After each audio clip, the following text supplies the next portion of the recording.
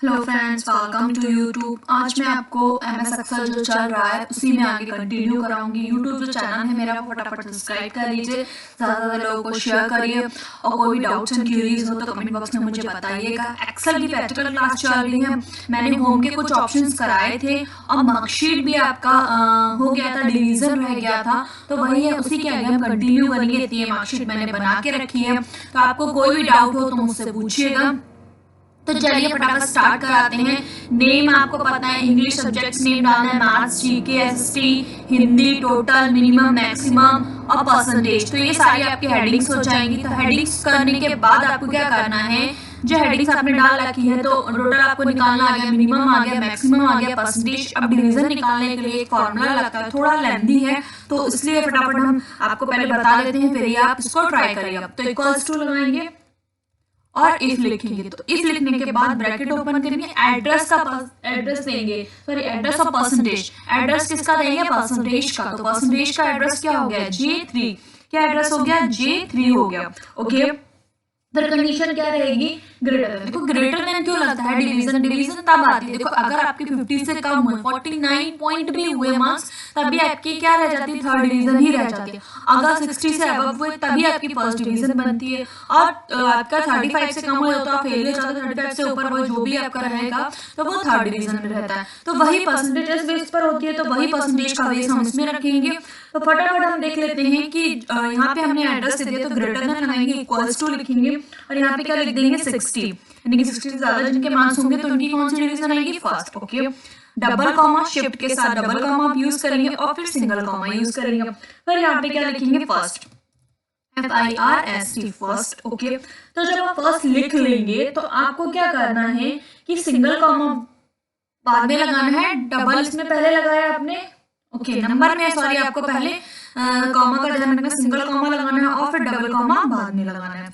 और जब आप फर्स्ट लिखेंगे तो डबल कॉमा पहले और सिंगल बाद में। ओके, तो इन चीजों का आपको ध्यान रखना है कि डबल कॉमा किस में पहले लगेगा और किस में बाद में लगेगा। ओके, तो ये आपका हो गया, फर्स्ट लिख दिया। अब आते हैं नेक्स्ट, वही कंडीशन लिखते हैं। फर्स्ट की कंडीशन हमने लिख ली है, अब हम फिर से इफ लिखेंगे, फिर ब्रैकेट ओपन करेंगे, फिर आप परसेंटेज का एड्रेस देंगे, तो वही J3 हो जाएगा, greater than, equals to 50, single comma पहले डबल बाद में, फिर सेकंड, फिर डबल कॉमा पहले सिंगल बाद में। आप फिर से इफ लिखेंगे, bracket open, J3 greater than equals to 33। Okay, 33 लिखने के बाद भाई ग्रेटर देन इक्वल्स टू हो गया, आपका 33 हो गया। नेक्स्ट आपको सिर्फ फिर डबल कॉमा सिंगल कॉमा लगाना है, फिर यहाँ पे क्या लिखेंगे, third, THIRD, third, double comma पहले सिंगल बाद में, तीन ब्रैकेट ओपन किए, तीन ही क्लोज करेंगे और एंटर कर देंगे। तो वही है, आपको क्या हो जाएगा, परसेंटेज निकल के आ जाएगी। तो यहाँ पे कुछ हमारा मिस्टेक हो गया था कॉमा का, तो देख लेते हैं, greater than equals to double comma पहले सिंगल बाद में। अब एंटर करेंगे तो यहाँ पे आपका कुछ एरर बता रहा है, तो देखते हैं क्या है। इफ लिखा, ब्रैकेट ओपन किया, J3 हमने परसेंटेज का एड्रेस दिया, इक्वल्स टू 60 लिखा, सिंगल कॉमा पहले डबल बाद में। ओके ओके ओके, इसमें यहाँ पे ये हो रहा है कि सिंगल कॉमा पहले और double, double comma single comma पहले डबल बाद में, सिंगल कॉमा फिर डबल कॉमा। ओके,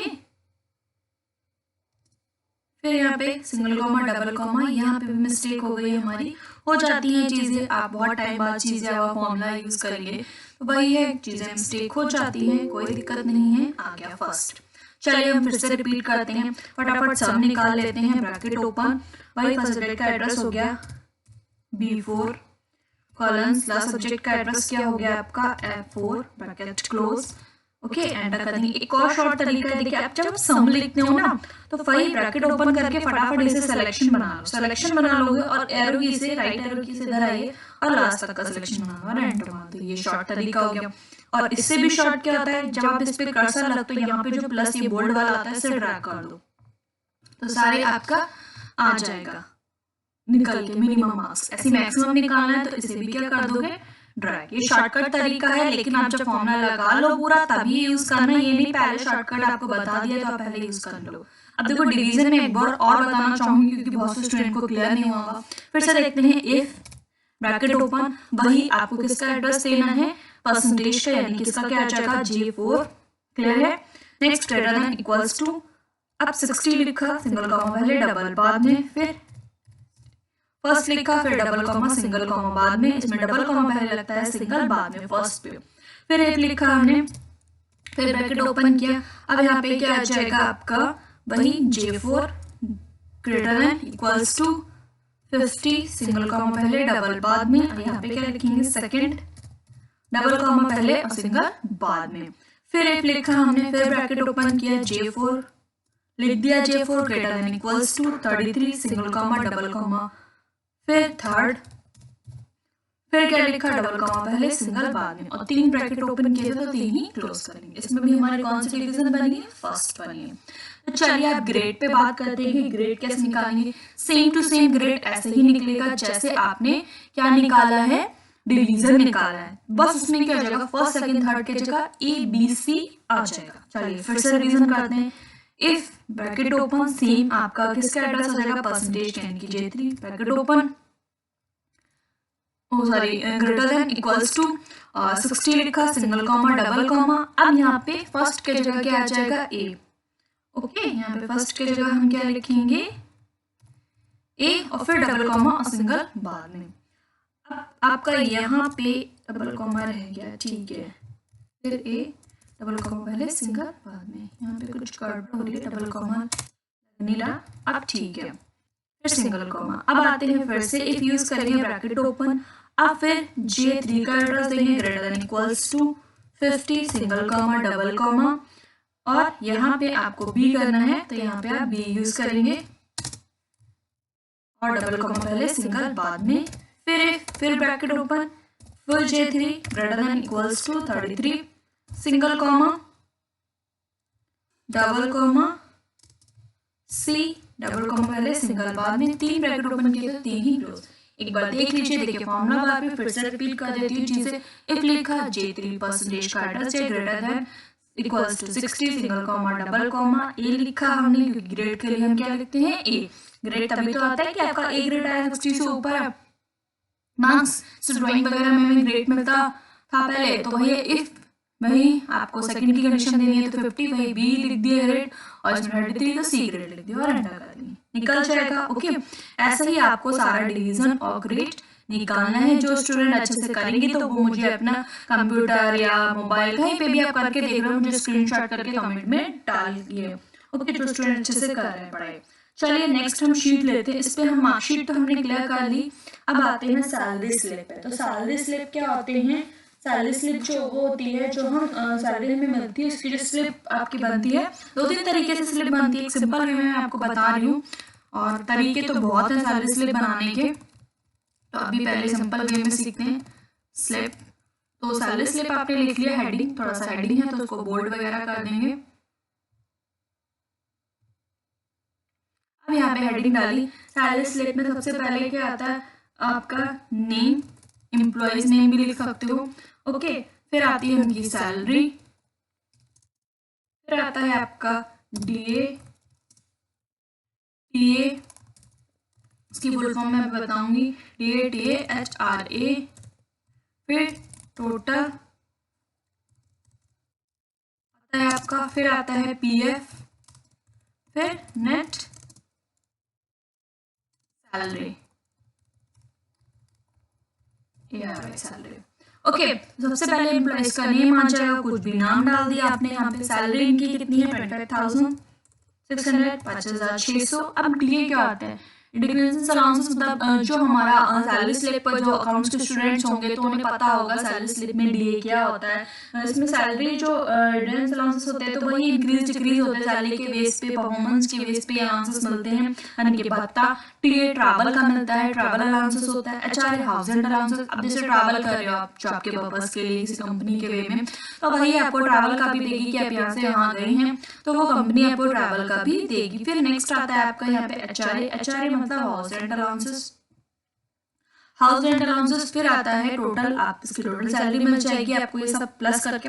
फिर आपका आता है पीएफ, पीएफ यानी कि प्रोविडेंट फंड का मिलता है, जैसे फंड हमारा हर महीने कटता रहता है, आप जब चाहो उसको निकाल सकते हो। ओके, नेट सैलरी, अब जो नेट सैलरी जो बचे हुआ होता है प्रोविडेंट फंड करने के बाद जो बचती है वो आपकी क्या कहलाती है, नेट सैलरी, जो आपके अकाउंट में आपकी आती है, कैश में दी जाती है, तो कैश में मिलती है। तो चलिए फटाफट इसका निकाल लेते हैं। देखो कुछ जगह क्या होता है परसेंटेज फिक्स होती है तो वो यहाँ लिख दी जाती है, जैसे 5%, 6% से हमने यहाँ पे लिख दिया। सपोज एक एग्जांपल दे देते हैं 4%, तो वो क्या है, फिक्स है 4%, तो वो फिक्स है। लेकिन हम इसमें फिक्स नहीं लिया, डिफरेंट डिफरेंस लिखेंगे, तो वही इक्वल्स टू लगाएंगे। परसेंटेज निकालने का तरीका क्या हो जाएगा, देखिए B3 हो जाएगा, बेसिक सैलरी का एड्रेस देंगे, मल्टीप्लाई कितना परसेंटेज आपका डीए का कट रहा है, सपोज 10%, तो परसेंटेज का साइन लगा देंगे, या डिवाइड बाय 100 भी कर सकते हो। अब ये 10% आ गया। ट्रैवल का आपका कितना कट रहा है, तो वही बेसिक सैलरी पे ही आपका ट्रैवल कटेगा, जितनी जिसकी बेसिक सैलरी होगी। तो ट्रैवल का कट रहा है हमारा 7%, ट्रैवल का मिल रहा है आपको 7% ट्रैवल का मिल गया। हाउस रेंट का वही से B3 का एड्रेस मल्टीप्लाई, हाउस रेंट का कितना मिल रहा है 12%, एंटर कर देंगे, रेंट का मिल रहा है। फिर टोटल सैलरी निकालने के लिए इक्वल्स टू क्या लगाएंगे, सम, ब्रैकेट ओपन, वही B3 और लास्ट आपका क्या रहेगा, HRA तक क्या रहेगा, यहाँ पे ये HRA यहाँ तक का टोटल कर लेंगे, ब्रैकेट क्लोज और एंटर।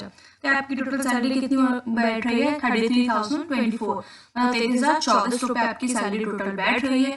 अब इसमें क्या होगा, फंड का कटेगा, फंड यानी कि प्रोविडेंट फंड का, तो टोटल में से नहीं निकालेंगे, वो बेसिक सैलरी पे ही निकलता है, जिसकी जितनी बेसिक सैलरी होती है उसी पे फंड आपका निकलता है। B3 और मल्टीप्लाई कितना परसेंटेज फंड का कट रहा है, 15% आपका फंड का कट रहा है, एंटर।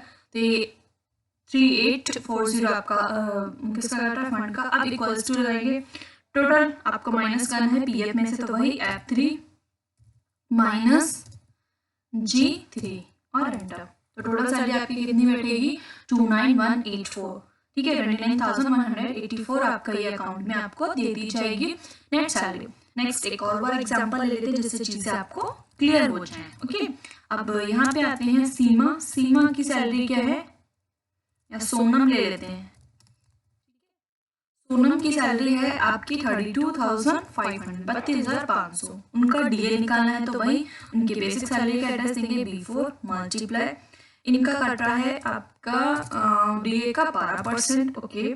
फिर इनका यहाँ पे आता है ट्रैवल का कितना कट रहा है, B4 मल्टीप्लाई 8% इनका ट्रैवल का इनको मिल रहा है, ठीक है।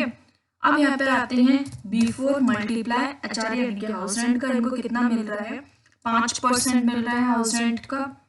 फिर टोटल निकालने के लिए वही सम B4 इक्वल्स टू कॉलम्स लगाएंगे, फिर लास्ट आपका क्या हो जाएगा E4 ब्रैकेट, आपका टोटल सैलरी आ गया। अब पीएफ निकालना है आपको सोनम का, तो पीएफ वही बेसिक सैलरी का एड्रेस दिया है B4 मल्टीप्लाई 10% और एंटर। ये आपका पीएफ का हो गया इनका। अब माइनस करेंगे वही F4 माइनस G4 यानी कि F4 माइनस G4, ये आपका टोटल सैलरी नेट सैलरी आ गई आपकी, किसकी, सोनम की। आई होप ये चीज आपको क्लियर हो गई होगी। ऐसी एक और स्लिप आती है, थर्ड शीट पे बनाना चाहूंगी मैं आपकी बिल स्लिप। बिल स्लिप क्या होता है, जो हम कोई भी प्रोडक्ट खरीदते हैं, आजकल ऑनलाइन बहुत सारी शॉपिंग्स होती हैं, टैली में मोस्टली आपकी स्लिप्स बनती है, तो आपको भी पता होगा। लेकिन कुछ स्लिप्स जो होती है हम एक्सेल्स में भी बना सकते हैं, कुछ डाटाज होते हैं क्वांटिटी रेट्स के अकॉर्डिंग, कुछ भी प्रोडक्ट्स का इस तरीके से डिटेल्स नहीं होती, तो वो हम एक्सेल में भी कर सकते हैं। बहुत सा ऐसा काम होता है जो एक्सेल में कर सकते हैं,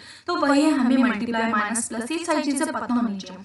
तो वही है बिल स्लिप आपको बनाने की सिंपल वे में बताती हूँ, बाकी जैसा वर्क है उसके अकॉर्डिंग हम वर्क कर सकते हैं। वो तो जहाँ पे हम वर्क कर रहे हैं उस पर डिपेंड होते हैं कि वहाँ पे कैसा वर्क है। ओके, तो वही है बिल स्लिप। मैंने हेडिंग डाल दी, थोड़ा सा साइज वगैरह बढ़ा लेते हैं, बोल्ड कर लेते हैं। अब यहाँ पे आ जाता है first heading, name of product. अभी हेडिंग बढ़ गया तो इसको हम बढ़ा लेते हैं, कोई दिक्कत नहीं है ऐसी। ये देखिए, ठीक है। अब आता है यहाँ पे नेम ऑफ प्रोडक्ट हो गए। तो ये जो हेडिंग डालने के बाद आपकी नेक्स्ट हेडिंग क्या हो जाएगी, नेम ऑफ प्रोडक्ट के बाद की हेडिंग हो जाएगी आप किसी भी चीज का रेट, फिर अमाउंट, फिर आता है टोटल, फिर आता है डिस्काउंट,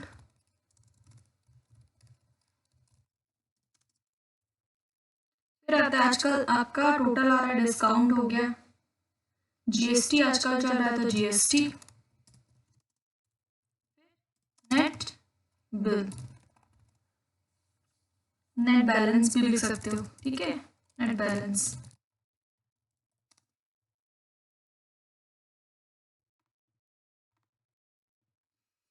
प्रोडक्ट का नेम का हमने जैसे कुछ भी होम डेकोरेशन कुछ वर्क लिया, होम यूनिट्स का कुछ, तो हमें कितने रेट का है, ओके, रेट मतलब पर रेट, सॉरी, पर पीस का,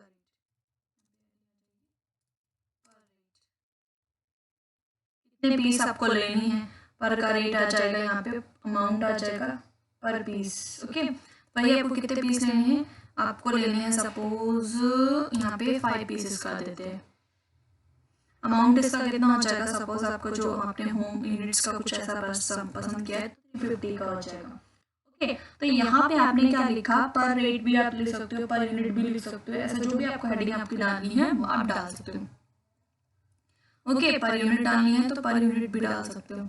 यहाँ पे 350 लिख दिया। प्रोडक्ट निकालने के लिए हम क्या करेंगे, पर आपका पर प्रोडक्ट का जो पर यूनिट है उसके मल्टीप्लाई करेंगे, पर रेट की मल्टीप्लाई करेंगे आपके अमाउंट से, तो वही है B3 मल्टीप्लाई C3 एंटर, वही है 5 पीस कितने के बैठे, 1750 के आपके बैठे होम यूनिट जो भी आपका है। उसमें डिस्काउंट आपको मिल रहा है, कितना % डिस्काउंट चल रहा है, तो टोटल पे निकलेगा, तो टोटल पे यानी कि D3 मल्टीप्लाई कितना % डिस्काउंट चल रहा है, 9% डिस्काउंट चल रहा है, ओके।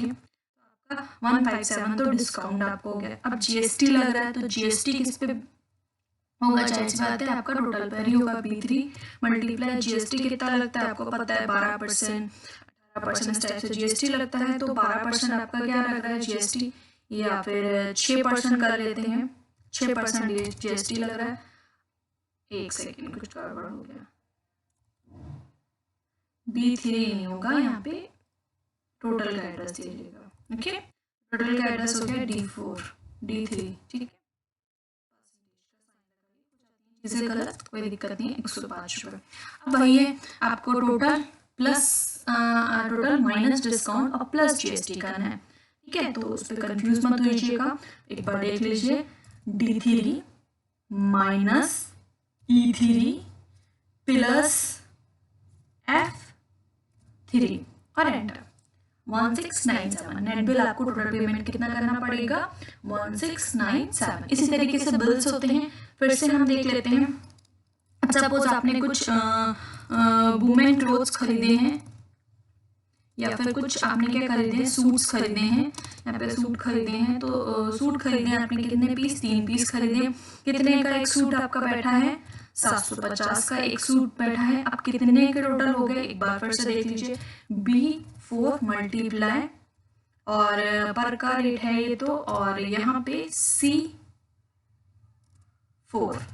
ओके, मल्टीप्लाई कितने के बैठे, 2250, 2250। अब डिस्काउंट आपको चाहिए इस पे, तो डिस्काउंट आपको इस पे मिल रहा है D4 मल्टीप्लाई कितना % डिस्काउंट मिल रहा है, 15% डिस्काउंट मिल रहा है आपको, ओके।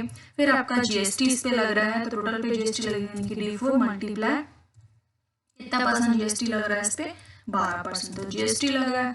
अब आपको क्या करना है, नेट निकालना है, तो वही आपको मैंने बताया, D4 minus E4 plus F4 2182 आपको पेमेंट करना पड़ेगा। तो इसी तरीके से आपको बहुत सारे जो भी प्रोडक्ट्स हैं उसका आप स्लिप बना सकते हो, क्योंकि आजकल ऑनलाइन शॉपिंग का बहुत ज़्यादा है। तो इसी तरीके से जैसे जैसे हेडिंग आपकी चेंज हो, पर यूनिट हो, पर अमाउंट हो, जैसा आपका हो, तो वो वैसे ही आप हेडिंग बना सकते हो, ओके। तो चलिए हम नेक्स्ट टॉपिक पे बात करते हैं। आपकी तीनों शीट्स मैंने कंप्लीट करा दी, जिनको डाउट हो वो मुझे कमेंट बॉक्स में बताइए, और जो अच्छे से समझ पाए हैं शीट्स तो वो मुझे कमेंट बॉक्स में बना के ज़रूर फोटो भेज सकते हैं।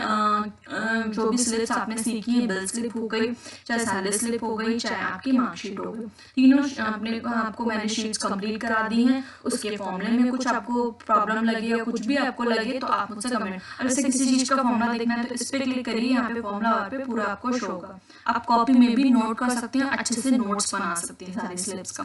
ओके, ऐसे टोटल का देखना है, परसेंटेज का देखना है, तो इस तरीके से आप ऊपर फॉर्मूला बार पे शो होगा। ये रहा फॉर्मूला बार, देखिए मैंने कर्सर भी क्लिक कर दिया। तो चलिए आगे ऑप्शंस पे आपको बताते हैं। जो स्टूडेंट को अच्छे समझ में आ रहा है मुझे कमेंट बॉक्स में जरूर बताइएगा। अब यहाँ तक मैंने सिलेक्शन कर लिया टोटल तक का मार्कशीट का। तो इसमें बहुत सी चीजें मैं आपको मर्ज वगैरह बता चुकी हूँ, जरा नंबर्स वगैरह तक भी हो गया था। तो अब आगे कंटिन्यू करते हैं कंडीशन फॉर्मेट। कंडीशन फॉर्मेट होता क्या है, आपकी मार्कशीट बनी है तो उस पर कंडीशन लगानी है। कंडीशन क्या हो गया, जैसे आप कहीं वर्क कर रहे हैं, कहीं जॉब कर रहे हैं, तो उन्होंने कहा जरा हाईलाइट करके दिखाइए जिनकी सैलरी एक तरीके से सैलरी के बेस पे बात करते हैं। चलो इसमें चलो नंबर, जिसके मार्कशीट में नंबर ग्रेटर देन है सपोज 50 से ज्यादा, या फिर इसमें टोटल तक का हमने सिलेक्शन कर लिया, सिर्फ नंबर का सिलेक्शन करते हैं। ओके, नंबर की बात करेंगे तो हम नंबर का सिलेक्शन करेंगे। Highlight the cell of rules greater than हमें पता करनी है कि किन स्टूडेंट्स के मार्क्स 80% से ज्यादा हैं। तो दो लोगों के मार्क्स 80% ज्यादा है, पूजा और राम के। पूजा के जो मार्क्स हैं मैथ्स में 85 है और आपका जीके में 85 है, और राम के एसएसटी में भी 85 है। तो वही है, इन दोनों के मार्क्स क्या है, ग्रेटर देन है कितने से ज्यादा, 80 से ज्यादा। अब वही कंडीशन आपको करनी है। सपोज 85 से ज्यादा किसकी है, तो एक ही जने की है, पूजा की है। ओके कर देंगे, मैंने यहाँ पे कंडीशन ओके कर दी। अब नेक्स्ट कंडीशन लगाएंगे highlight the cell of rule less than मतलब क्या कम कितना देखना चाहते हो, तो वो कंडीशन। देखो कंडीशन तब आप लगाओगे जो कंडीशन आपके जो शीट बनी है, जो भी मार्कशीट बनी हो, सैलरी स्लिप बनी हो, बिल स्लिप, वो आप तब करेंगे जब आपके उसमें अवेलेबल हो। ओके, जैसे आप कोई भी शॉपिंग का सर्चिंग करते हो तो प्राइस को फिल्टर करते हो कि कितने से कम देखना है, तो वही फिल्टरिंग आप इसमें भी कर सकते हो एक तरीके से।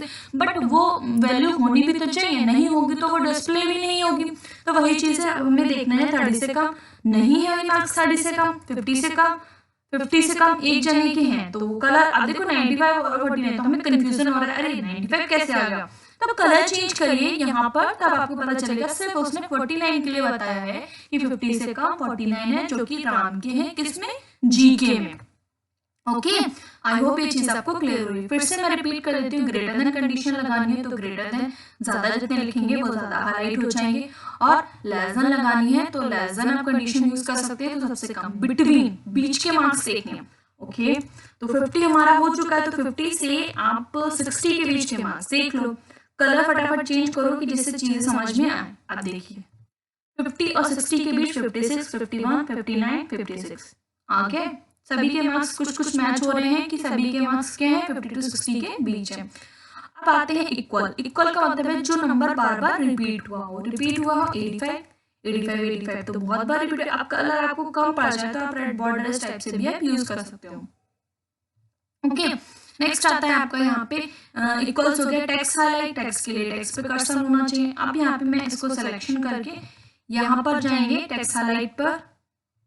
यहाँ पर टेक्स्ट हाईलाइट में भी किसी का नाम सर्च करना है, कोई भी प्रोडक्ट का नाम सर्च करना है, कुछ भी ऐसा सर्च करना है तो वो यहाँ पे सर्च कर सकते हैं। आर लिखा, देखो आर राम से रीना नाम सारे आ गए। अब मुझे सिर्फ राम देखना है तो राम देखो हाईलाइट हो गया। तो जैसा आप सर्च करोगे तो वैसा ही आपका आ जाएगा। रेड कलर का टेक्स्ट चाहिए था मुझे, थोड़ा चेंज करने के लिए वो आपका आ गया। कंडीशन हटानी है, क्लियर रूल्स ऑफ सिलेक्टेड, जो कंडीशन आपने लगा रखी यहाँ पर आएंगे, इस पे क्लिक कर देंगे तो वो हट जाएगा। एरो पॉइंट्स पे धराना होता है। ओके, तो ये सारी चीजें आपको क्लियर होंगी कि highlight less than greater than equals to duplicates value. जो वैल्यूज को दो बार रिपीट किया गया हो तो वो आपकी डुप्लीकेट्स वैल्यू कहलाती है। तो देखिए 56 दो बार है, 75 दो बार है, 85 दो बार है, तो वो क्या हो जाएंगे, हाईलाइट्स हो जाएंगे। इसी तरीके से आपको क्लियर करना है rules of selected, clear rules हो जाएंगे। नेक्स्ट आता है इसमें हाईलाइट रूल्स।